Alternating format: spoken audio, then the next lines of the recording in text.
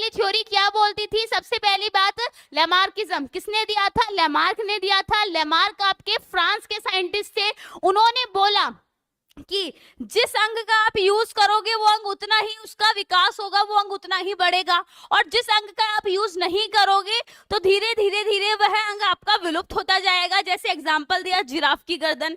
दूसरा, ये सिद्धांत किस पर आधारित था? उपार्जित लक्षणों की वंशागति। बोले तो जो लक्षण आपने जन्म के बाद ग्रहण किए हैं वो लक्षण अगली पीढ़ी में जाएंगे।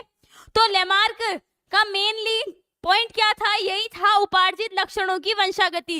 जैसे कि जिराफ के पास में भोजन की कमी हो गई, तो भोजन की कमी हो गई तो उसने पेड़ को खाना स्टार्ट कर दिया। उसके लिए उसने अपनी गर्दन पे फोर्स डाला, गर्दन को खींचा, जिससे गर्दन लंबी हो गई। अब एक जिराफ की गर्दन लंबी हो गई तो ये लंबाई का गुण अगली पीढ़ी में स्थानांतरित होगा, है ना? कि वह लक्षण, उपार्जित लक्षण, ऐसा लक्षण जो जन्म के बाद ग्रहण किया है वो लक्षण अगली पीढ़ी में जाएगा। ये आपका लेमार्किज्म बताता था।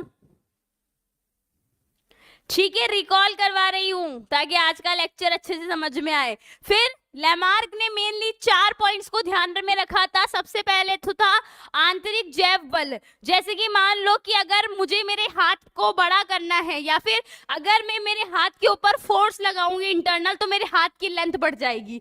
ठीक है, वातावरण का प्रभाव और नई आवश्यकताएं। दूसरा था अंगों का उपयोग। जिस अंग का जितना उपयोग करोगे उसका उतना विकास होएगा और जिसका यूज नहीं करोगे वो विलुप्त हो जाएगा। और फिर इन तीनों के कारण जो भी नए लक्षण बनते हैं वो अगली पीढ़ी में जाते हैं। तो ये अपन ने पढ़ा था।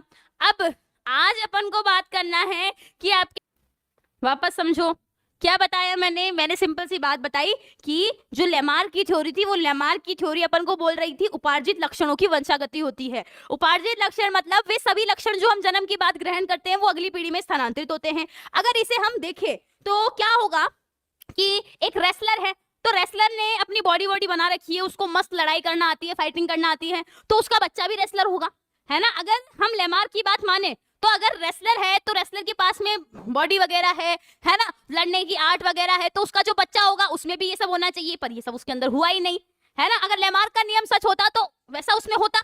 वही अगर हम बात करें कि एक बहुत ही इंटेलिजेंट आदमी है ना, जस्ट लाइक कि मान लो ये बुक है, उस बुक को वो पढ़ के ऐसे खच खच खच उसको इस बुक के सारे पन्ने याद हो जाते हैं। ठीक है, तो वो मतलब इस ऐसे बुक को पढ़ लेता है, तो क्या उसका मतलब अगर उस आदमी में इतना दिमाग है, इतना इंटेलिजेंट है, तो क्या उसका बच्चा ये सारे इंटेलिजेंसी के गुण उसके बच्चे में भी जाने चाहिए अकॉर्डिंग टू लेमार्क के नियम। लेमार्क का नियम क्या बोलता है? उपार्जित लक्षणों की वंशागति होती है। मतलब एक रेसलर की जो बॉडी है, उसकी लड़ाई करने की ट्रिक है, उसके बच्चे को भी आनी चाहिए। अगर एक व्यक्ति इंटेलिजेंट है, होशियार है, तो उसका बच्चा भी इंटेलिजेंट और होशियार होना चाहिए, अगर हम लेमार्क के नियम को मानते हैं। परंतु ऐसा नहीं है। फिर इसको गलत साबित किया आपके अगस्त वीजमान नामक साइंटिस्ट ने। इन्होंने लेमार्क बात को गलत साबित किया। इन्होंने क्या दिया? जर्म प्लाज्म थ्योरी दी। इन्होंने क्या करा? चूहा लिया, एक चूहा लिया, उसकी पूंछ काटी। फिर उसने सोचा कि यार अगर इस चूहे की मैं पूंछ काट दूंगा तो इसका जो बच्चा होगा, इसकी जो संतति होगी उसमें भी पूंछ नहीं होगी, है ना? उपार्जित लक्षणों की वंशागति होगी कि अगर इसमें पूंछ नहीं है तो इसके बच्चे में भी पूंछ नहीं होनी चाहिए। परंतु ऐसा नहीं हुआ, इसके बच्चे में पूंछ उपस्थित थी।